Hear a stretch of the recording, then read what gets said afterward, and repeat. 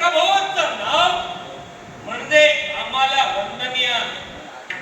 केवळ प्रभूच्या नावाड स्वतःचे प्राण वाचवू पाहणाऱ्या तरणी त्यांची ओळख आहे आम्हाला.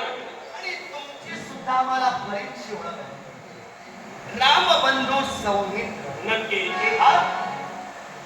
पहिली म्हणून माझ्या मित्रासमोर तुम्ही उभे ठाकला. मी माझ्या कर्तव्याला आणि धर्माला प्राधान्य देत तुम्हाला ललकारण्यासाठी तत्पर करतो. तेव्हा उद्देश माझा एकच, राम आणि लक्ष्मणांना पकडून लंका द्वीपातून हजर करेल. तरणीचे मला एवढा आनंद ठेवेल. राम लक्ष्मणाला बंदिवान करून लंकेत तुम्ही हजर करणार आहात. पण साहेब, या वादांगाला, या वैरत्वाला खरी सुरुवात कुणी केली? मी केली. पटवून दे. शबराचा शेवट का केलास? पटवून दे, मग पुढे सांगतो. या प्रश्नाचं उत्तर दे, म्हणजे तुला पटवून मिळेल. शबराचा शेवट मी कसा केला? म्हणजे प्रश्न माझ्याकडे सोडला.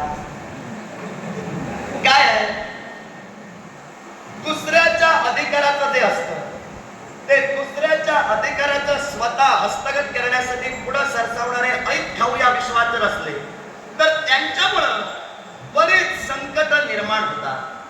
शबराचा शेवट असा केला, हा प्रश्न माझ्याकडे तो सोडला. मार्गक्रमण सुरू असताना तुझ्या हाती आलेला दिव्य खड्ग, हे दिव्य खड्ग त्याची प्रचिती घेण्यासाठी कळकीच्या बेटावर वार तू केला आणि त्यात भक्ती करण्यासाठी बसलेला शबर याचा शेवट तुझ्याकडून झाला. मला तुझ्या मुखातून ऐकायचंय, शबराचा शेवट तो तू केला, त्यानं काय तुझा अपराध केला होता म्हणून त्याचा शेवट झाला? उत्तर तुझ्या प्रश्नातच आहे. नव्हे तर तुझे स्पष्टीकरण दिलंस, यातच तुझं उत्तर आहे. तू म्हणालास की मी मार्गस्थ असताना एक दिव्य खड्ग माझ्या हाती आलं आणि याचा वार मी त्या बेटावर केला. हे तर सत्य आहे तुझ्या मुखातील शब्द. म्हणजे वार मी शबरावर केला नाही, बेटावर केला. म्हणजे शेवट मी शबराचा करत नव्हतो, वार बेटावर करत होतो. कर्माने शबर गेला. क्षत्रिय असं असताना ज्या गोष्टीवर वार तुम्ही करणार आहात त्याचं अवलोकन आणि त्याची परिपूर्ण माहिती ही त्या क्षत्रियाला तर असते. नक्की. मग त्या बेटावर तो वार केला, त्या बेटातून भक्तीचा स्वर बाहेर निघत होता. मग असं असताना प्रचिती घेण्यासाठी त्याच बेटावर तू त्या खड्गाचा आघात केलास, म्हणजे तुझ्या मनात कुठंतरी किलमिश असणार. हे तरुणीचे तर प्राप्त परिस्थितीत मी तिथं उपस्थित होतो. पहिली गोष्ट, भक्तीचा स्वर बेटाच्या बाहेर येत नव्हता. दुसरी गोष्ट, बेटा समोर उभं राहिल्यानंतर बेट एवढं बंददार असतं की आरपार त्यातून काही दिसत नाही. तिसरी गोष्ट, एखाद्या बेटात असाच विशेष आपण जाऊ शकतो ज्याची त्याची तशी शरीरयष्टी आहे. सामान्य मानव त्यात जाऊ शकत नाही. तिसरी गोष्ट, बेटात जाऊन तो भक्तीला बसला. भक्तीला बसल्यानंतर त्याच्या भोवती बेट तयार झाला नाही, तेव्हा भक्तीला बसणाऱ्याचा दोष, माझा दोष नव्हे. जे काही तू बोलला त्यातील एकही शब्द मला पटणारा नाही. पटवून तू सांग. याच्या मुळाशी कारण आहे. मी तुला काय स्पष्ट करून सांगण्याचा प्रयत्न करत होतो, ज्या ठिकाणी शबर भक्तीला बसला होता त्या बसलेल्या ठिकाणी बेट निर्माण झालं. पण ते बेट भक्तीचा कालावधी होईपर्यंत एवढं घनदाट झालं, ज्या कारणानं आज शबर बसलेला आहे हे कुणाला समजत नव्हतं. पण आज शबर भक्ती करतोय याची प्रचिती ही त्याची माता म्हणजे शूर्पणखा घेत होती. ती कशी तर त्या बेटातून जो स्वर येत होता त्यानुसार आज भक्तीला बसलेला शबर हा सुखरूप आहे, ध्यानात विमग्न आहे, आपल्या इच्छितासाठी तो कार्यतत्पर आहे याची कल्पना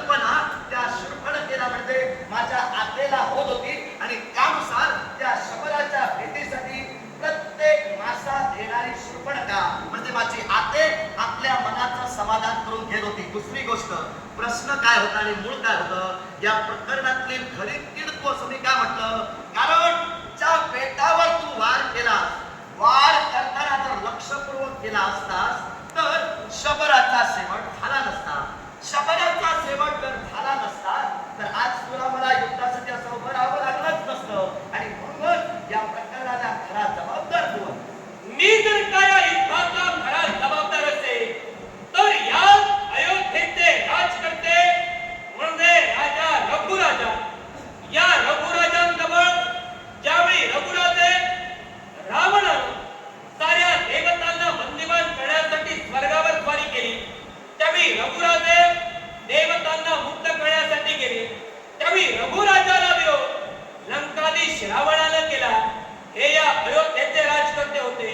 दुसरी गोष्ट, याच रघुराजांचं तत्व पाहण्यासाठी आज लंकाधीश ज्यावेळी रघुराजे गंगातीरी स्नान करत होता त्यावेळी तिथपर्यंत ब्राह्मणांच्या वेशात गेला.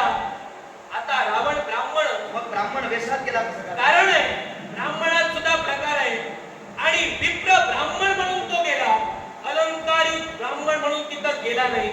या विप्र ब्राह्मणात जाऊन त्यानं त्यांचं गुरुत्व स्वीकारण्याची इच्छा प्रदर्शित केली.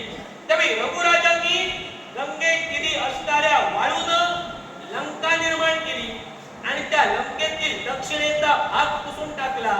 ज्यावेळी लंकाधीश पुन्हा लंकेत आला त्यावेळी लंका दक्षिणेची जी लंका होती ती पाण्यात बुडालेली होती. हे पाहिल्यानंतर पुन्हा काही काळानंतर ज्यावेळी लंकाधीश रावणाला स्वतःचं भाकीत कळलं त्यावेळी हाच लंकाधीश केवळ आमची मातृदेवता म्हणजे माता कौसल्या यांच्या पितृदेवतेपर्यंत गेला आणि दशरथ आणि कौसल्या यांचा विवाह होऊ नये म्हणून त्याला आटोकाट प्रयत्न केले. ते त्याला शक्य झालं नाही म्हणून आमच्या पितृदेवतेला सागरात ढकललं, आमच्या मातृदेवतेला सागरात ढकललं. पण काळाचा काळ, नियतीचा फेरा कुणी चुकू शकत नाही. त्यांचा विवाह तो झाला. मग सांग या मुलाची किडकोड मी काय रावण? रावण नाही, तूच कीड. कशी ती पटवून दे. बराच काळ तू एकटाच बोलला, पण त्यात मी काय म्हणालो होतो, शबराचा जर शेवट झाला नसता तर एवढं प्रकरण झालंच नसतं. लंकाधीश रावणाने दशरथ राजा आणि कौसल्या देवी म्हणजे तुमच्या माता यांना सागराच्या ठिकाणी लोटण्यासाठी तत्परता दर्शवली.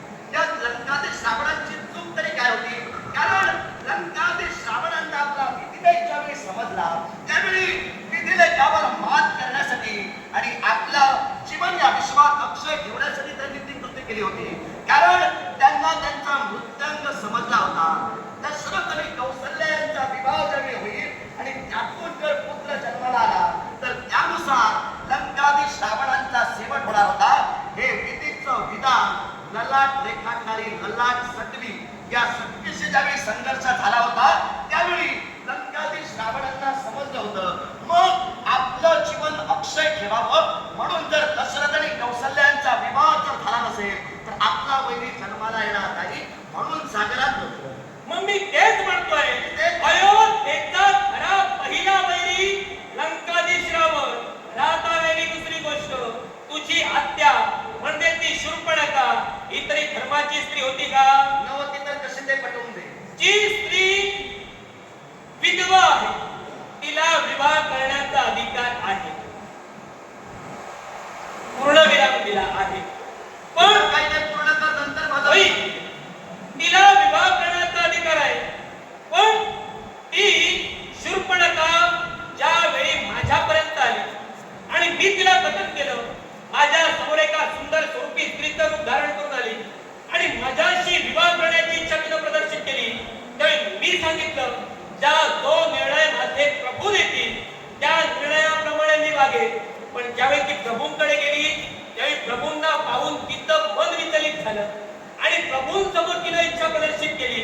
ज्यावेळी प्रभूंनी नकार दिला त्यावेळी पुन्हा तिनं आपली पहिली इच्छा प्रदर्शित केली की मला निदान सौमित्राशी तरी विवाह करू द्या. त्यावेळी तिच्या पाठीवर आमच्या प्रभूने रेखाटलं आणि त्याप्रमाणे या लक्ष्मणानं तिचे नाग आणि कान कापले. तिनं केलेल्या कृत्याचं शासन तिला दिलं. मग जी स्त्री एका पुरुषावर जिचं मन स्थिर होत नाही ती धर्माची कसली? तुमच्या मतानं शूर्पणखा अधर्माची होती हे विधान विद्युज्जीव यांच्याशी शूर्पणखेचा विवाह झाला होता. पण विद्युज्जीव म्हणजे शूर्पणखेचे पती परमेश्वर लंकाधीश रावणाकडून एका युद्धात मारले गेले होते. पण जर शबराचा शेवट तुझ्याकडून झाला नसता तर शूर्पणखेला तुमच्या शेवटासाठी ही पावलं उचलावी लागली नसती. शबराचा शेवट ज्या तू गेलास तर येत असणारा खड्ग म्हणजे काल खड्ग, हे काल खड्ग तुझ्या हाती आलं, त्यानुसार शबराचा शेवट झाला. अर्थात आपल्या पुत्राचा शेवट सौमित्रानं केला, म्हणूनच त्या सुरापटी माझ्या आतेला ही पावलं उचलावी लागली. ती मायावी विद्येत प्रवीण आहे. आपल्या जवळ जी विद्या आहे ती विद्या आपल्या उत्कर्षासाठी वापरावी. तुझ्याकडे धनुष्य बाण आहे, तुला चालवता येतो म्हणून तू वापरतोस, म्हणजे विद्या आहे म्हणून तू जसं वापरतोस तशी ज्या शूर्पणखा आतेकडे जी विद्या होती त्या विद्येनुसार तिनं एका सुंदर स्त्रीचं रूप घेतलं आणि ती तुमच्यापर्यंत आली, कारण तिचा सुराग्नी तिला साध्य करायचा होता. शेवटी राघवांनी तिचे आपल्या हाती असणाऱ्या बाणायोगे तिच्यावर लिहिलीनं ही निशाचर आहे. या शूर्पणखेचे काम आणि नाका ही कृती तुझ्याकडून झाली, म्हणून आपल्या कुलातील स्त्रीचा अपमान राम लक्ष्मणानं केला. हे विधान ज्यावेळी लंकाधीश रावणांना समजलं त्यावेळी लंकाधीश रावणांनी तुमच्या कुलातील स्त्रीवर हा प्रसंग आणला. या चूक नेमकी कोणाची? एकच माझा रावण वीर होता, पराक्रमी होता. स्त्री होती शूर्पणखा, सुंदर स्वरूपीचं रूप धारण करून आली. मग जर का रावण वीर होता, रावण जर का योद्धा होता, तर आमच्या समोर येताना केवळ सीतामाई समोर येताना मूळ स्वरूपात न येता एका भिक्षुकाच्या स्वरूपात का आला? तुम्ही मगापासून मोकळे झाला. ब्राह्मणात सुद्धा प्रकार आहेत आणि प्रत्येक ब्राह्मणाला आपल्या ब्राह्मण तत्वानुसार वागण्याचा अधिकार आहे. ब्रह्म कुलोत्पन्न ब्राह्मण हा वेळ प्रसंगी प्राण त्यागेल, पण ब्रह्म कुलोत्पन्न ब्राह्मण ब्रह्म कर्म कधी विसरणार नाही. कारण वस्त्रालंकाराने मंडित जर असणारा रावण त्या पेशात जर आला असता तर त्याचा कार्यभाग त्याला सफल करता आला नसता. म्हणून तो ब्राह्मण होता. त्या ब्राह्मणानं वस्त्रालंकाराचा त्याग केला आणि भिक्षुक होऊन तो तिथपर्यंत आला. म्हणजे त्याच्या मनात कपट होतं आणि ते कपट साध्य करण्यासाठी तो तिथपर्यंत आला. मग शूर्पणखेचे नाककान मग करताना ज्या सीतामाईचं शौर्य कर्म करून रावण घेऊन गेला, हा रावण ब्रह्मतत्वाला शोभेल असं वागला का? मग माझ्या प्रश्नाचं उत्तर द्या. रावण जर ब्रह्मतत्वाला शोभेल असं वागला नाही तर लक्ष्मणाने जी मर्यादा सीतेला आखून दिली होती, या मर्यादेचं उल्लंघन सीतेनं कसं काय केलं? लक्ष्मणाला लक्ष्मण रेषा केली. तिथपर्यंत लंकाधीश रावण आला. लंकाधीश रावण ज्यावेळी ती लक्ष्मण रेषा ओलांडून पलीकडे जाण्याचा प्रयत्न करत होता, त्यावेळी त्यातून अग्नीच्या ज्वाला बाहेर पडू लागल्या. पण ज्यावेळी सीतामाईने ती ओलांडली त्यावेळी त्यातून अग्नीच्या ज्वाला बाहेर आल्या नाही. मग सांग, ती रेषा आणि ती मर्यादा रावणासाठी होती की सीतामाईसाठी इथंच होती? तुम्ही समजून चला. अग्नीच्या ज्वाला येऊन सुद्धा एक प्रकांड पंडित आपली मर्यादा ओलांडत नाही, म्हणजे मर्यादा राखणारा रावण होता.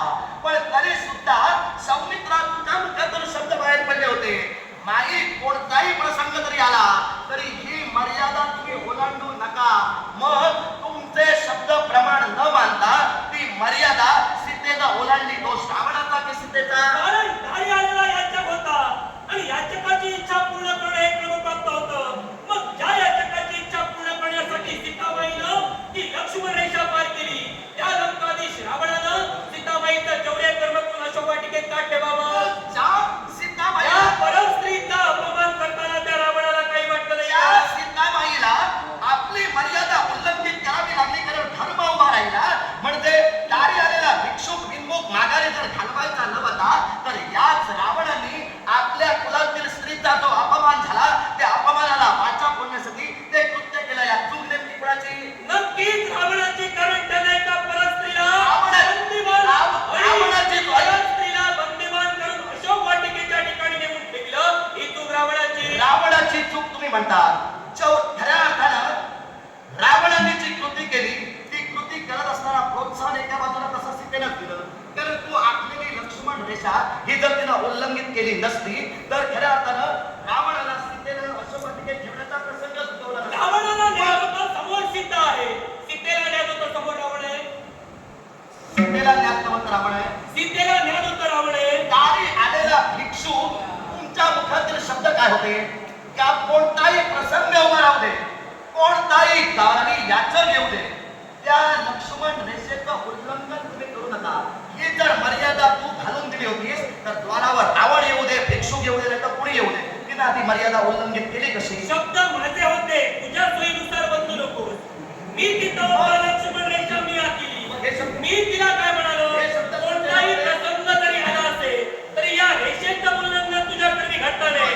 पण लंकादेश रावण तिथं जारती आला आणि एका भिक्षुकाचं रूप घेऊन आला.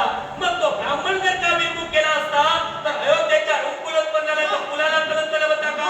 या मुळाशी कारणच हे आहे, जर तिनं लक्ष्मण रेषा उल्लंघित केली नसती तर लंकाधीश रावणांना अशोक वाटिकेत सीतेला ठेवण्याची वेळ आली नसती.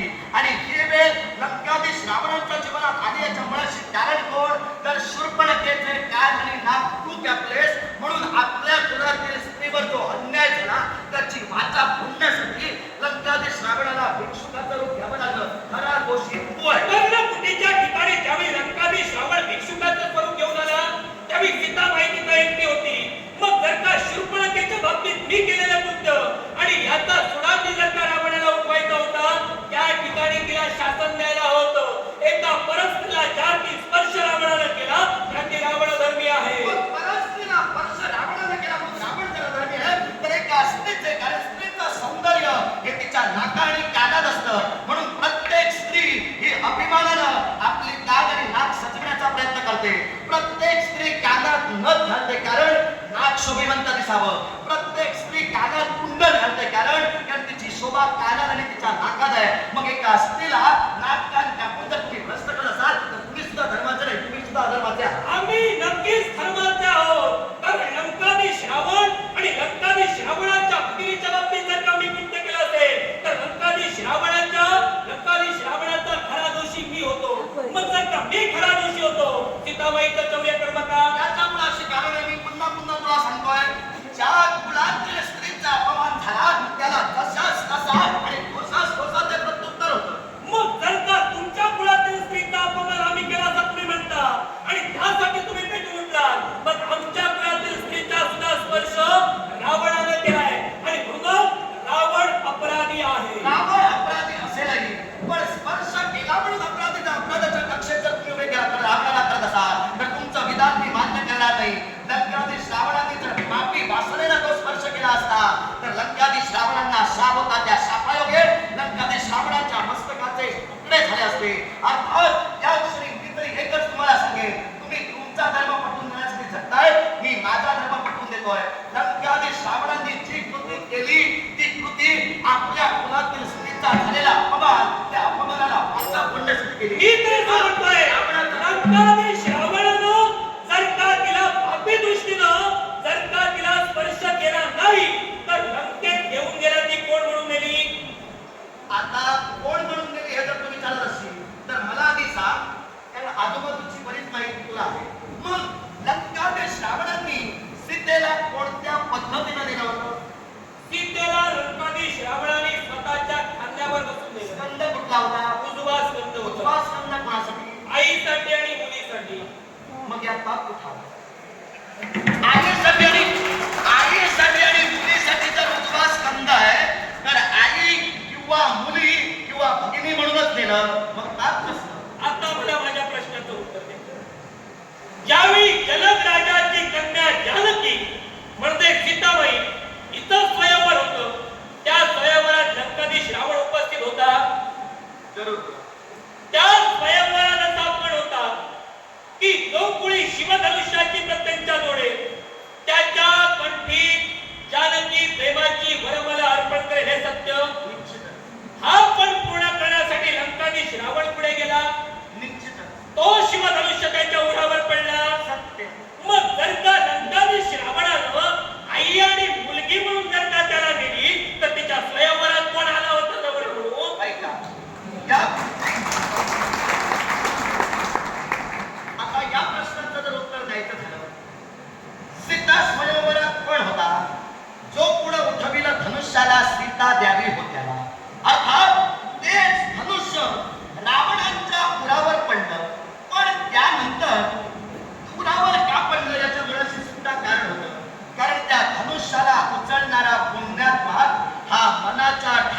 संग्रहित विचारांचा हवा होता. लंकाधीश रावणांच्या उरावर ते शिवधनुष्य पडलं हा त्यांचा कमीपणा सांगू नको. कारण कैलास पर्वताला ज्यांनी हादरे दिले तो माझा काका रावण. हा त्याला शिवधनुष्य उरावर पडलं म्हणून हसू नकोस. दुसरी गोष्ट तू काय सांगितलं, सीता स्वयंवरात नवरा म्हणूनच आला होता. पण मंदोदरींशी ज्यावेळी विवाह केला रावणांनी त्यावेळी मंदोदरींना वचन दिलं होतं की यापुढं कोणत्याही स्त्रीकडे मी पाकी नजरेनं पाहणार नाही. प्रत्येक या विश्वातील तुझ्या वाचून असणारी स्त्री कधी मंदोदरींशी विवाह केल्यानंतर म्हणतोय हा प्रत्येक स्त्री माझ्यासाठी आई आणि भगिनी असेल, कन्या असेल. म्हणून उजव्या स्कंद्यावर तिला घेतलं आणि अशोक वाटिकेत तिला ठेवलं. अशोक वाटिकेतच का याच्या मुळाशी सुद्धा कारण आहे. माझ्या काकाचं ते डोकं आहे. कारण रावणांच्या बुद्धीची कल्पना सर्वसामान्याला होऊ शकणार नाही. अशोक वाटिका ही सीता देवींसाठीच निर्माण केली गेली. कारण अशोक वृक्षाच्या सावलीत बसल्यानंतर शरीरातील थकवा हा क्षणार्धात दूर होतो. अर्थात तिला कन्या, भगिनी किंवा माता म्हणून आणली होती म्हणून तिची दक्षता परिपूर्णरित्या त्यांनी घेतली होती. तेव्हा सीता स्वयंवरात जरी लंकाधीश रावण तिला प्राप्त करण्यासाठी गेले त्यानंतर नाती बदललेली आहे ते कदाचित तुला माहित नसेल म्हणून. सोयीनुसार नाती बदलून स्वतःचा अधर्म लपविणारा रावण या विश्वाच्या ठिकाणी तू श्रेष्ठ म्हण. पण अशोक वाटिकेत माई सीतेला का ठेविले गेलं? कारण लंकेत जर का लंकेच्या राजदरबारी सीतामाईचा प्रवेश झाला असता ती लंका केव्हाच कोळशावून पडली असती. आणि हे लंकाधीश रावणाला न्याप होतं आणि केवळ या भीतीपोटी अशोक वाटिकेची सीतामाई तुम्ही ठेवला. अशोक वाटिकेत सीतामाईला निश्चितच ठेवलं याच्या मुळात असणारं कारण सीतामाई ही घरात अन्न वगैरे भक्षण करत नव्हती. जोपर्यंत आपण राघवाला पाहणार नाही तोपर्यंत जल सुद्धा आपण भक्षण करणार नाही. म्हणून तिच्या सुदृढतेसाठी अशोक वाटिका निर्माण केली गेली. लंकाधीश रावण सीतेला खऱ्या लंकेच्या राजप्रासादी नेऊन शकला नसता. याच्या मुळाशी कारण आहे. कारण 14 वर्षाचा वनवास आहे. हा वनवास रामांना होता त्याच्यासोबत तू भोगलास आणि पत्नी धर्म स्वीकारण्यासाठी तो जानकी देवीने म्हणजे सीता देवीने सुद्धा भोगला. मग तो वनवास असताना लंकाधीश रावण राजप्रासादी त्यांना कसे काय देणार होते? म्हणून ती अशोक वाटिका ही सीतेसाठीच निर्माण झाली होती. तेव्हा माझा काका तो धर्माचा म्हणशील कारण तो वैरी पक्षात आहे म्हणून ती सांगतोय माझा काका धर्माचा आहे. तुझा काका म्हणजे लंकाधीश रावण प्रत्येक गोष्टीचा विचार करतोय आणि म्हणून प्रभू रामचंद्र बंधू सौमित्र वनवासात आहे म्हणून तिला वनवासात ठेवली. मग प्रत्येक शब्द जर का सत्य होता तर ज्यावेळी अयोध्येचा त्याग करून आम्ही तिथं निघालो त्यावेळी सीतामाईच्या मुखातून निघाले शब्द तिथे माझ्या प्रभूचे चरण तिथे या सीतेची काया. मग हे शब्द तो रावण विसरला.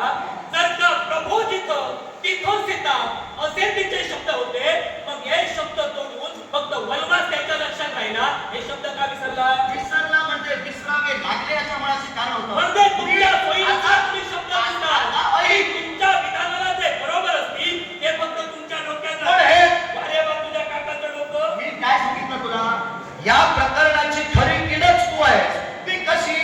जर शबराचा शेवट झाला नसता तर सीता देवींना कारण तू बोलून मोकळा झाला जिथं राघवाचे चरण तिथं सीतेची काया.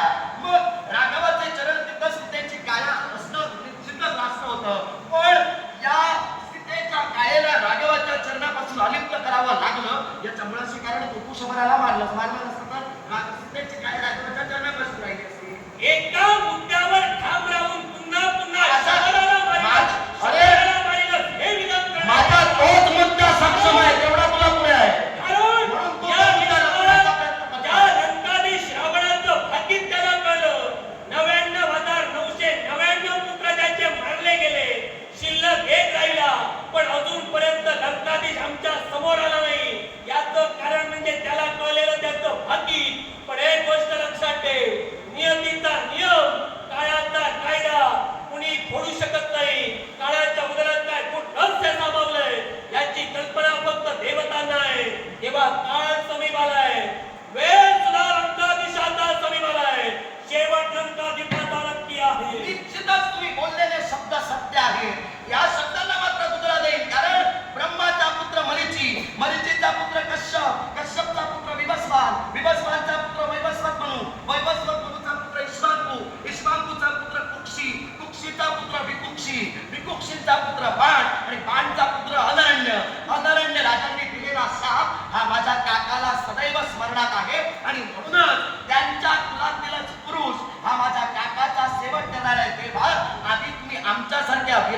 भिडा